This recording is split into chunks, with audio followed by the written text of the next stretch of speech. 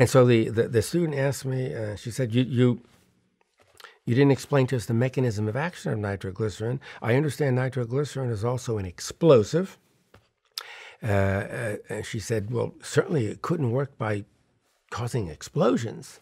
And I remember the class laughing, and I said, no, of course not.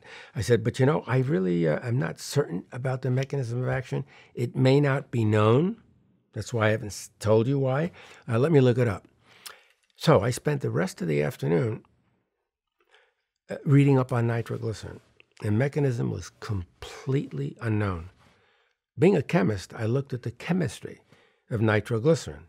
It's nitro. So it has actually 3 nitro groups, NO2 groups they're called, on this little molecule. And I'm thinking, I just wonder whether one or more of those NO2 groups in the body maybe is converted to NO, which is nitric oxide.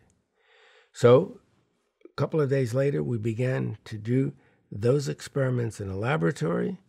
And after about 2 months of work, sure enough, we found that our arteries metabolize or convert nitroglycerin to nitric oxide.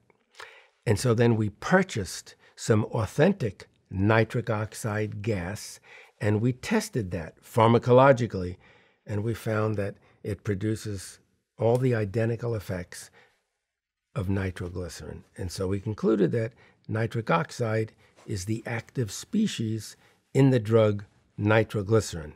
We published that, and then many people repeated that work, and now we know how nitroglycerin works.